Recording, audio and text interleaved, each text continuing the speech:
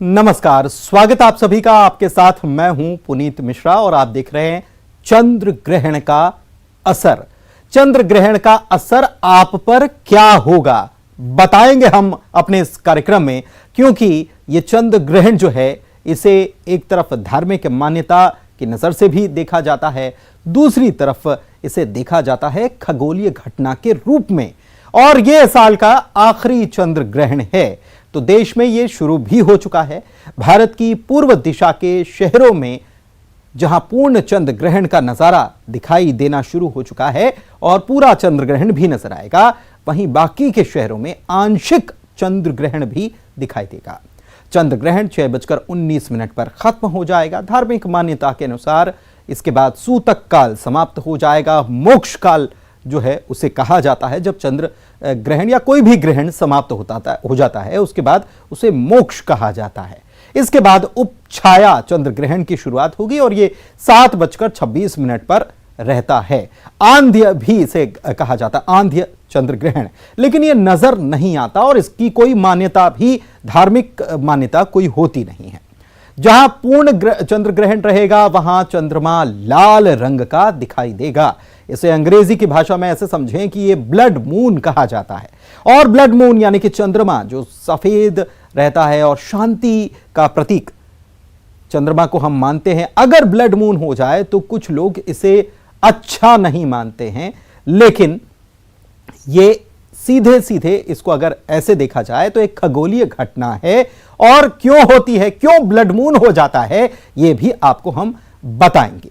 2022 से पहले सूर्य और चंद्र ग्रहण का ऐसा योग 2012 और उससे पहले 1994 में बना था।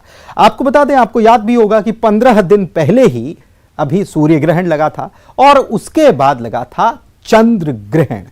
तो ये चंद्र ग्रहण आज लग रहा है। तो यही जो है इसके पहले 2012 में भी यही हो चुका है और 1994 में भी हो चुका है कि 15 दिन के भीतर सूर्य ग्रहण और उसके बाद चंद्र ग्रहण नजर आया हो। सूर्य ग्रहण अमावस्या और चंद्र ग्रहण पूर्णिमा के दिन ही लगता है। साल 2012 की अगर बात करें तो 13 नवंबर का दिन था, दीपावली पर सूर्य ग्रहण, और 28 नवंबर को ये देव दीपावली पर चंद्र ग्रहण हुआ था। 1994 में यह तारीख थी 3 नवंबर, दिवाली पर सूर्य ग्रहण हुआ था। 18 नवंबर को देव दीपावली पर चंद्र ग्रहण हुआ था। अब ऐसा संयोग 18 साल के बाद ही बनेगा जहां पूर्ण ग्रहण रहेगा, तो सूर्य ग्रहण रहेगा और चंद्र ग्रहण भी रहेगा। शाम को 6:19 पर ग्रहण खत्म हो जाएगा, आज का जो ग्रहण है, और इसके खत्म होने के साथ ही सूतक काल भी समाप्त हो जाएगा। सूतक और ग्रहण के समय पूजा पाठ को निषेध किया गया है। हां, इस वक्त जप, ध्यान, भजन, ये धार्मिक मान्यताओं के अनुसार ये सारी चीजें की जा सकती हैं। इसके बाद ग्रहण काल की समाप्ति के बाद स्नान करना चाहिए, ये धार्मिक मान्यता के अनुसार कहा गया है। शुद्धिकरण करना चाहिए और दान पुण्य करना चाहिए ग्रहण काल की समाप्ति के बाद। मंत्र जप दान करने का काफी महत्व होता है। छत्तीसगढ़ की बात करें तो छत्तीसगढ़ में शाम 5:21 पर रायपुर में चंद्र ग्रहण की शुरुआत हो जाएगी। आंशिक चंद्र ग्रहण ही नजर आने वाला है। मध्य प्रदेश की बात करें तो राजधानी भोपाल में 5:36 पर, उज्जैन में 5:42 पर और इंदौर में 5:43 पर आंशिक चंद्र ग्रहण नजर आने वाला है।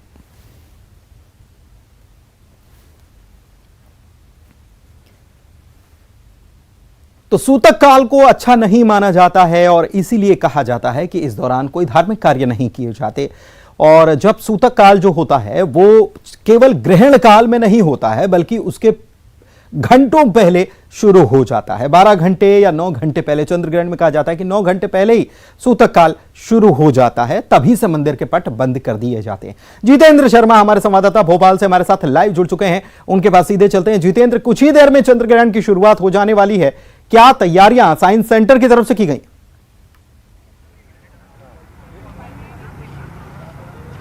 बिल्कुल पुनीत, अगर बात करें तो रीजनल साइंस सेंटर में काफ़ी लोग आए हुए हैं और इस जो है खगोलीय घटना को देखना चाहते हैं, तो बड़ी संख्या में यहाँ पर लोग पहुँचे हैं, परिवार के साथ पहुँचे हैं और इस सारी चीज़ों को देखने के लिए साइंस सेंटर ने काफ़ी व्यवस्था की हुई है। आप देख सकते हैं कि काफ़ी यहाँ पर टेलीस्कोप लगाए हैं, उसके अलावा अलग अलग व्यवस्था की गई है, लोग भी आए हैं। सर, आप ये खगोलीय घटना देखना चाह रहे हैं, क्या लग रहा है, क्या कितना उत्साह है? बहुत उत्साह है। मैं अपने बेटे के साथ आया हूँ और उसको जब पता चला कि आज यहाँ रीजनल साइंस सेंटर में दिखा रहे हैं तो सुबह से वो एकदम लालायित था और अभी पहुँचा, अभी 1 घंटा है लेकिन वो नीचे जाने को तैयार नहीं है। चंद्रग्रहण देखना चाहते हैं, क्या कितना अच्छा लगेगा आपको, क्या लग रहा है? अच्छा लग रहा है। फर्स्ट टाइम रहेगा आपका देखना ऐसा? नहीं, पहले देखा है। पहले देखा है, ठीक है। कितना क्या डिफरेंस होता है सूर्य ग्रहण चंद्र ग्रहण में कुछ अभी तक? हाँ, सूर्य ग्रहण तब होता है जब चांद सूरज के आगे आता है। हाँ। तो ये छोटे छोटे बच्चे हैं, इस तरह के तमाम और परिवार के साथ आए। मैम, आप भी परिवार के साथ पहुंची हैं क्या? यस, मैं दोनों बच्चों के साथ पहुंची हूँ अपने। तो हम पुनीत, और भी कई लोग आए हैं, लोग आए हैं बिल्कुल। और ये जो लोग हैं इनसे जितेंद्र, ये सवाल बहुत जरूरी है। देखिए जितेंद्र, चंद्र ग्रहण जब होता है या सूर्य ग्रहण जब होता है, धार्मिक मान्यताएं हिंदुस्तान में बहुत मान्यता है कि ग्रहण काल में बाहर नहीं निकलना चाहिए, और ये फैमिली अपने बच्चों को लेकर यहां पर आई है, क्या सोचकर आई है, क्या क्यों ये ग्रहण दिखाने के लिए आई है, जरा इनसे जानिए, समझिए जरा। बिल्कुल पुनीत, हम उन लोगों से भी जानने की कोशिश करते हैं कि आखिरकार जो लोग यहाँ पहुँचे हैं, और आपने सही बताया कि जो लोग मान्यता के आधार पर चलते हैं, उनसे जानने की कोशिश करते हैं कि आखिरकार ये दोनों मान्यताएं क्या, साइंस और इसको लेकर। मैम, आप यहाँ पर देखने आए हैं चंद्रग्रहण, एक मान्यता भी होती है कि ग्रहण में बाहर नहीं निकलते हैं, क्या मानते हैं आप? नहीं, ये सब नहीं मानते हम, बस साइंस है, हमको देखने आना था कि चंद्र ग्रहण है, कैसा दिखता है, लाइव देखना था। लाइव देखना आप नहीं मानते हैं। मैम, ये आपने कहावत सुनी होगी, ग्रहण में बाहर नहीं निकला जाता है? नहीं, ये तो मैं बिल्कुल ही विश्वास नहीं करती हूँ, क्योंकि इसमें पूरे ही साइंटिफिकल रीजन होता है। ये हमारे अंधविश्वास है, जो कुछ लोग इस चीज़ को अभी भी मानते हैं। भारत में इस चीज़ का ज़्यादा मान्यता है, लेकिन हम बिल्कुल नहीं मानते। ऐसे लोगों को क्या कहना चाहिए? ग्रहण का असर पड़ता है कुछ आपकी नजरों से? नहीं पड़ता है, थोड़ा बहुत लगता है किसी सबको लोग, लेकिन उतना नहीं पड़ता है। मैम, आपके हिसाब से अभी तक के ग्रहण जो आप लोग अगर पुरानी मान्यताओं को माने, तो क्या ग्रहण का फल दोष रहता है क्या कुछ? जी, कुछ तो रहता है, थोड़ा बहुत असर तो होता है।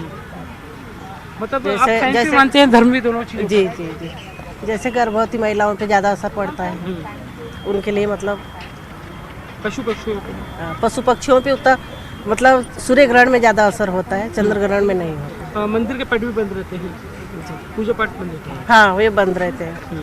तो ये तमाम लोग हैं, अलग अलग मान्यताएं हैं लोगों की। आपको क्या लग रहा है कि ग्रहण काल में लोगों को आना चाहिए, क्या नहीं है, बाहर आना चाहिए?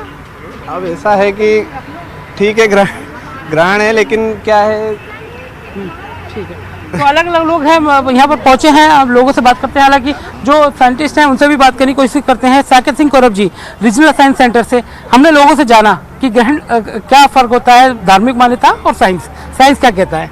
साइंस ये कहता है कि आनंद लीजिए, अद्भुत घटना है खगोलीय, इसको बिल्कुल निहारिए। और ये चांद तो बिल्कुल आप नग्न आंखों से भी देख सकते हैं, तो अपने घरों के बाहर निकलें, चांद को जरूर देखें। और उसमें दर्शक कब लाइव देख पाएंगे?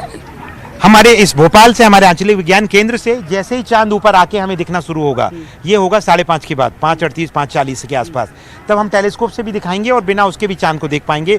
लगभग 6:15 तक ये घटना चलने वाली है। फिर चांद का जो मेन फेस है, अम्बरा वाला, यानी मेन शैडो खत्म हो जाएगी, सेकेंडरी शैडो रहेगी, वो 7:29 तक रहेगी, पर उसमें चांद की ब्राइटनेस थोड़ी कम होती है, ज़्यादा प्रभावित नहीं होता, तो आम आदमी उसको ग्रहण नहीं समझते, लेकिन ग्रहण रहता है उस समय तक। साइंस की लैंग्वेज में अगर मान नहीं तो सूर्य ग्रहण हार्मफुल हो सकता है, चंद्र ग्रहण हार्मफुल होता है क्या? दोनों हार्मफुल नहीं होते। हार्मफुल इसलिए हो सकते हैं कि चांद को आप देख सकते हैं, कोई दिक्कत नहीं। सूर्य को सीधा देखेंगे तो भाई साहब आपकी आंखें जाने का खतरा है, डैमेज हो सकती हैं। इसलिए प्रॉपर सेफ्टी के साथ सोलर फिल्टर हैं, या प्रोजेक्शन मेथड है, या वेल्डर ग्लास है, यानी प्रॉपर जो मेथड्स हैं उनके साथ देखेंगे तो देखें। किसी भी सेलेस्टियल इवेंट को समझना चाहेंगे, ये सवाल बहुत जरूरी है।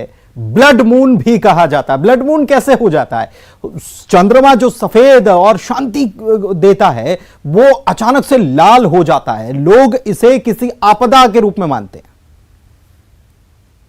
हम भोपाल से नहीं देख पा रहे हैं, इनफैक्ट बहुत बड़े हमारे हिस्से से मध्य प्रदेश या इंडिया में भी पूरा सब जगह से तो नहीं दिखेगा।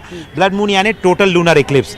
जब पूर्ण चंद्र ग्रहण होता है तो उस समय क्या होता है, पृथ्वी पर सूर्य का जो प्रकाश है वो तो पृथ्वी अवरुद्ध कर देती है, लेकिन उसके वायुमंडल से छन के वो चांद तक पहुंच जाता है। उस चांद तक पहुंचने वाले प्रकाश के कारण उसमें क्या छन जाता है, उसे आम भाषा में कहें, अगर हम उसके रेले स्कैटरिंग की बात ना करें, साइंटिफिक बातें ना करें, तो ये छन के सिर्फ लाल रंग की जो वेवलेंथ होती है वो थोड़ी ज़्यादा होती है, यानी लाल प्रकाश आम भाषा में पहुंच जाता है। अब हमारे वायुमंडल में भी इतनी सारी क्या मिश्रण है, पॉल्यूशन के कारण, गैसेज हैं, क्लाउड्स के कारण, तो वो कलर भी प्रभावित होता है। तो उस वक्त जो नज़ारा है, जैसे आप अगर ऑडियंस को ये दिखाएंगे, वो टेलीविजन पे अमेरिका से लाइव है इस समय, इवन पर्थ से दिखा रहे हैं, ऑस्ट्रेलिया से। ये अगर ये लाइव फीड आप देखेंगे तो आपको पता लगेगा ये लाल जो दिख रहा है वो एक्चुअल में हमारे पृथ्वी के वायुमंडल से जो गुजर के प्रकाश पहुंच रहा है उसके कारण ये लाल दिख रहा है। और यहाँ पर येलो दिख रहा है एरिजोना से। तो वायुमंडल में जो परिवर्तन होते हैं गैसों के, वो प्रकाश को प्रभावित कर देते हैं।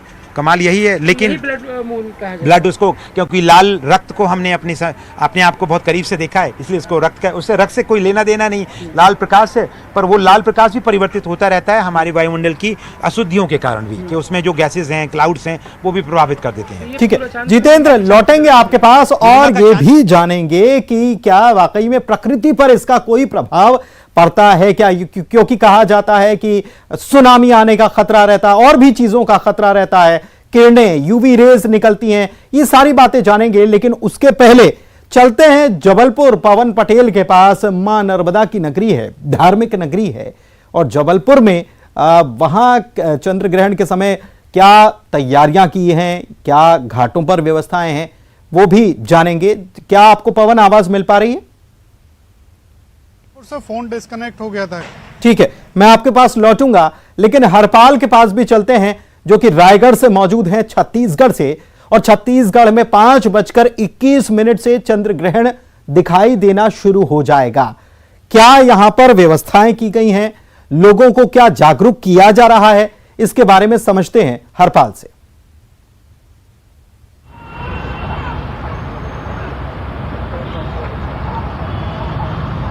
हरपाल,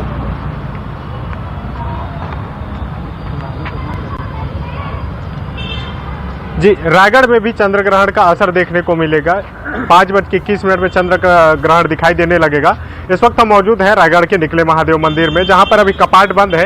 चंद्र ग्रहण का कितना असर दिखेगा, क्या कुछ प्रभाव करेगा, ग्रह राशियों पर कितने प्रभावी रहेगी यह चंद्र ग्रहण, इसके लिए हमारे साथ बातचीत करने के लिए पुजारी जी मौजूद हैं। उनसे बात करेंगे कि ये चंद्र ग्रहण लोगों की राशियों पर कितना प्रभावित करेगा, इस चंद्र ग्रहण का क्या असर दिखेगा। पुजारी जी कैसे देखते हैं इसे? इस चंद्र ग्रहण में जो कई राशियां हैं, जैसे मेष राशि, कुंभ राशि, इन सब चीज़ों में असर दिख रहा है, और बाकी राशियों में सामान्य असर दिख रहा है। धनु राशि में असर दिख रहा है। और इन सब राशियों के अगर प्रभावों से बचना है तो मनुष्य को दान करना चाहिए। राशि के अनुसार दान का बहुत बड़ा महत्व है, जिससे ग्रहण का असर बहुत कम होगा। जो कि मैं आपको दान के बारे में बताना चाहता हूँ। मेष राशि वाले गेहूँ का दान करें, वृष राशि वाले कंबल का दान करें, मिथुन राशि वाले घी का दान करें, कर्क राशि वाले इसमें चांदी का दान करें, और सिंह राशि वाले लाल कपड़े का दान करें। यथा बहुत सारे राशियां हैं। कन्या राशि वाले सफ़ेद वस्त्र का दान करें, तुला राशि वाले सफ़ेद चंद्र का दान करें, और वृश्चिक राशि वाले पीले वस्त्र का भी दान कर सकते हैं, और धनु राशि वाले पीले फल का दान कर सकते हैं, मकर वाले लाल वस्त्र का दान कर सकते हैं, कुंभ वाले काले कपड़े का दान करना है, और जो आखिरी राशि है मीन, उनको करना है मसूर की दाल का दान। जी, चंद्रमा को शांत माना जाता है। चंद्रमा इस बार ग्रहण में रहेगा, तो ये कौन से ऐसे राशि है जिनको सबसे ज्यादा प्रभावित करेगी?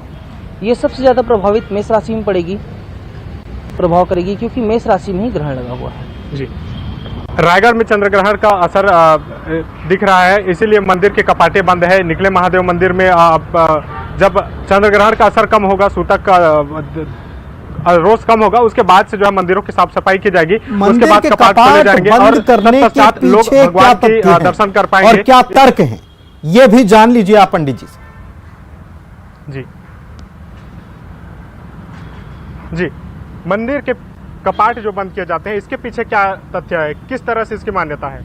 मंदिर के जो कपाट, जो मंदिर का पट बंद होता है, इसमें तथ्य ये है कि ग्रहण के समय, सूतक के समय भगवान की पूजा अर्चना वर्जित रहती है। जी, तो जब वर्जित रहती है तो कई भक्तों को इसके बारे में विषय में मालूम रहता नहीं है। तो मंदिर का कपाट इसलिए बंद किया जाता है कि भक्तों को मालूम चल सके कि भाई अभी ग्रहण का सूतक लग रखा है या ग्रहण लग रखा है, तो मंदिर बंद रहने से भक्तों को मालूम चल जाता है। वर्जित क्यों किस किया? तरह से तैयारियां होगी आगे, क्या कुछ किया जाएगा सूतक असर कम होगा तो? अभी जब सूतक खत्म होगा, अभी ग्रहण लगने वाला है और ग्रहण जब लगेगा तो इसमें सोना वर्जित है, शुभ कार्य करने वर्जित है और भगवान का नाम जितना ले सकें इस 1-1.5 घंटे में। वर्जित क्यों किया जाता है? वर्जित करने का कारण क्या रहता है इसके पीछे? वर्जित करने का कारण ये है कि पूजा अर्चना वर्जित है, इसमें बंद है। और कोई भक्त जैसे भाई अब शंकर जी में जल चढ़ा दिया जा करके, तो भाई उनको पाप लगेगा और इन पाप की भागीदारों से बचने के लिए हम उसको वर्जित करते हैं। जी नहीं तो ये पाप क्यों लगेगा? भगवान की पूजा क्यों वर्जित है, ये थोड़ा समझिए। कपाट बंद रहते हैं, सूतक काल के दौरान भगवान की पूजा वर्जित क्यों की गई है?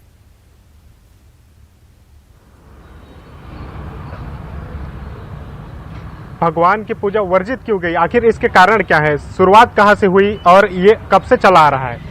ये लमसम बहुत वर्षों से चला आ रहा है। चंद्र को जो है श्राप मिला था, उस श्रापित वजह से यह कार्य चालू हुआ है। शंकर जी के ऊपर जो अर्ध चंद्रमा रहता है, जब ठीक है, सिग्नल्स की कुछ दिक्कत आ रही है, लौटेंगे आपके पास और इस सवाल का जवाब जरूर लेंगे, क्योंकि हमारे साथ रीजनल साइंस सेंटर की तरफ से जो व्यवस्थाएं की गई हैं उसको दिखा भी रहे हैं जितेंद्र और समझ भी रहे हैं, समझा भी रहे हैं। तो वैज्ञानिक दृष्टिकोण क्या है, धार्मिक दृष्टिकोण क्या है, दोनों की बातें हम साथ साथ कर रहे हैं। और साथ ही क्या तैयारियां हैं, क्योंकि यह कहा जाता है कि कार्तिक पूर्णिमा या अमावस्या पर स्नान करना चाहिए, दान करना चाहिए और इसीलिए घाटों पर एक खास व्यवस्था होती है। चलते हैं जबलपुर, मां नर्मदा यहां पर बहती हैं और यहां क्या तैयारियां हैं घाटों पर, जानते हैं पवन से। पवन जी, पुनीत, नर्मदा तट पर तो लोगों का पहुंचना जारी है और हम इस समय एक मंदिर के बाहर खड़े हैं जहां बजरंगबली का मंदिर है। आज मंगलवार का दिन है और सुबह से रात तक यहाँ पर भीड़ रहती है, लेकिन आज यहाँ पर पट बंद है। ये आप देख सकते हैं कि हनुमान जी के मंदिर में पहली बार ऐसा, मतलब बहुत कम ऐसा देखने को मिलता है जब बजरंगबली के मंदिर में पट बंद है, जबकि बजरंगबली को तो खुद ही जो है विघ्न विनाशक हैं, तमाम रुकावटों को दूर करते हैं। हमारे साथ मंदिर के पुजारी भी मौजूद हैं। पंडित जी, क्या वजह है कि चंद्र ग्रहण या ग्रहण के समय में मंदिरों के पट बंद कर दिए जाते हैं? क्या है धार्मिक मान्यता? इसकी वजह धार्मिक मान्यता ये है कि ग्रहण के समय में मूर्ति का स्पर्श नहीं होना चाहिए, तो इसी वजह से मंदिर के पट बंद कर दिए जाते हैं। बंद करने में ही ये संभव है कि मूर्ति का स्पर्श ना हो सके। और मैं हूं आचार्य पंडित धर्मेंद्र दुबे, संचालक स्वयं सिद्ध श्री हनुमान मंदिर, गेट नंबर 2, राइट टाउन में। मूर्ति का स्पर्श ना हो सके, क्यों ना हो सके, समझेंगे। आप हमारे साथ सभी बने रहिए। एक बड़ी खबर इस वक्त आपको बता रहे हैं, दर्शकों को बता दें, मिशन 2023 की तैयारियों में बीजेपी जुटी हुई है। कोर ग्रुप की बैठक बीजेपी ने की है और इस बैठक में 5 संभाग प्रभारियों में बदलाव कर दिया गया है। प्रदेश अध्यक्ष वीडी शर्मा ने यह बताया है कि बदलाव के तहत अब कविता पाटीदार जबलपुर संभाग की प्रभारी होंगी, कांति देव भोपाल के, हरिशंकर खटीक चंबल के, शरदेंदु तिवारी शहडोल के और आलोक शर्मा उज्जैन संभाग के प्रभारी होंगे। कोर ग्रुप की बैठक में कई और अहम फैसले ले लिए गए। इसके तहत बीजेपी चुनाव आयोग के साथ कदम ताल करेगी, यानी कि 18 साल के हो चुके युवाओं को मतदाता सूची से जोड़ने में युवा मोर्चा जुटेगा। इसके साथ ही सरकार की योजनाओं के बारे में भी अब लोगों को बताया जाएगा, युवा मोर्चा के जरिए बताया जाएगा कि सरकार की कौन कौन सी योजनाएं, किसका फायदा आपको मिल सकता है। कुल मिलाकर चुनावी मोड में बीजेपी पहुंच चुकी है। बीजेपी ने आज बैठक की, कोर ग्रुप की बैठक, जिसमें बीजेपी के सभी बड़े नेता शामिल थे।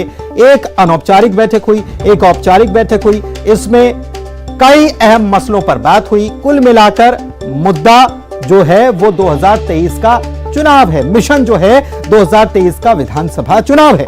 इसको लेकर पार्टी ने बैठक की। खास बात यह कि इस बैठक में पहुंचे थे ज्योतिरादित्य सिंधिया, वो बैठक से पहले ही निकल गए। कैलाश विजयवर्गीय भी बैठक से निकल गए, लेकिन बैठक उसके बाद भी चलती रही। इसके बाद बैठक जो समाप्त हुई है, इस बैठक में कई अहम फैसले हुए हैं। चुनाव आयोग के साथ कदमताल युवा मोर्चा करेगा और 18 साल के हो चुके युवाओं को जोड़ा जाएगा मतदाता सूची में, इसके लिए प्रयास युवा मोर्चा भी करता नजर आएगा। संकल्प किया है कि भारतीय जनता पार्टी प्रत्येक बूथ पर 10% वोट शेयर बढ़ाना, 51% vote share Bharatiya Janata party का हर बूथ पर खड़ा हो, इसकी रणनीतिक तैयारी आज बैठक में चर्चा के दौरान हुई है। संगठनात्मक काम की दृष्टि से कुछ परिवर्तन हमने जो किए हैं उसके बारे में एक सामान्य तौर पर कि भोपाल संभाग के प्रभारी राज्यसभा के सदस्य और मेरे साथ प्रदेश की महामंत्री बहन कविता पाटीदार थी, वो अब जबलपुर संभाग की प्रभारी होंगी। ये कोई नया डिक्लेरेशन नहीं है, पहले ही ये चीजें तय होकर के लोग अपने काम में लगे हैं, लेकिन चूंकि आज आप इसके बारे में बात करना चाह रहे हैं इसलिए मैं इसका उल्लेख कर रहा हूं। ये कोई नई डिक्लेरेशन नहीं है, ऑलरेडी इन चीजों पर काम शुरू हो गए हैं, लेकिन मीडिया को जानकारी में रहना चाहिए। तो वो जबलपुर संभाग के प्रभारी होंगे, कांतिदेव सिंह हमारे उपाध्यक्ष वो भोपाल संभाग के प्रभारी होंगे, साथ में ही हरिशंकर खटीक जो शहडोल संभाग के प्रभारी थे वो चंबल संभाग के प्रभारी होंगे, और सत्येंद्र तिवारी जी मेरे साथ महामंत्री है, वो जबलपुर संभाग के प्रभारी थे, वो शहडोल संभाग के प्रभारी होंगे, और उज्जैन संभाग के प्रभारी हमारे प्रदेश के उपाध्यक्ष आलोक शर्मा जी होंगे। शरद हमारे सहयोगी हमारे साथ इसी खबर पर लाइव जुड़ चुके हैं भोपाल से। हमने सुना शरद कि क्या क्या फैसले लिए गए, अपने दर्शकों को बताया भी कि ये फैसले लिए गए हैं।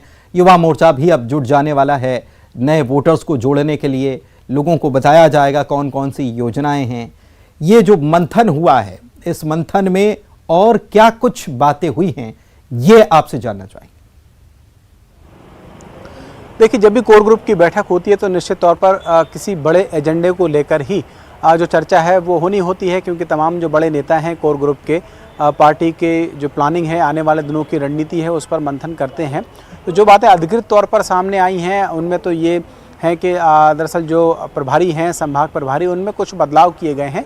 5 संभागों के जो प्रभारी हैं वो बदले गए हैं, जिसमें कविता पाटीदार अब जबलपुर संभाग की प्रभारी होंगी, कांतिदेव भोपाल संभाग के प्रभारी होंगे, हरिशंकर खटीक को अब चंबल संभाग का जो प्रभारी है वो बनाया गया है, और इसी तरीके से जो बाकी अन्य नाम है, शरदेंदु तिवारी जो शहडोल के प्रभारी होंगे और आलोक शर्मा उज्जैन के प्रभारी होंगे। तो संगठनात्मक तौर पर जो एक फैसला अहम लिया गया है, क्योंकि आने वाला वक्त चुनाव का वक्त है, उसमें ये जो प्रभारियों के बदलाव किए गए हैं, इसके पीछे की वजह ये मानी जा रही है कि क्योंकि दरअसल जो प्रभार जिन नेताओं को दिए गए हैं वो ज़्यादा से ज़्यादा समय वहाँ पर बिता सकें, क्योंकि आने वाला चुनाव है। इनमें से कुछ नेताओं को चुनाव भी लड़ना है, उनकी ऐसी मंशाएं भी रहती हैं।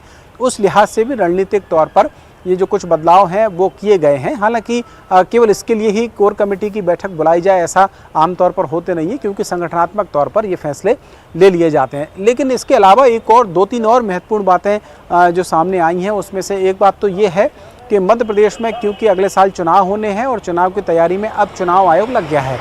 जो मतदाता सूची के पुनरीक्षण का कार्यक्रम है, जो प्रक्रिया है वो 9 तारीख से यानी कि कल से शुरू हो रही है। तो उस प्रक्रिया में बीजेपी कैसे शामिल हो, क्योंकि जो युवा नए मतदाता हैं उनके नाम जोड़ना, कुछ के नाम हटाने के काम होते हैं, तो उसमें जो युवा मोर्चा है बीजेपी का वो अब जुटेगा। तो इस तरीके की जो चुनावी रणनीति है वो आज की बैठक में बनी है, ऐसी बातें निकल के सामने आई हैं। ठीक है, इसके अलावा भी जाहिर तौर पर बहुत सारी चर्चाएं भीतर ही होती हैं और वो भीतर ही रह जाती हैं, धीरे धीरे निकलकर छनकर आती भी रहती हैं। बहुत शुक्रिया फिलहाल इस जानकारी के लिए आपका शरद, और यहां वक्त एक ब्रेक का हो चला है, जल्द लौटेंगे।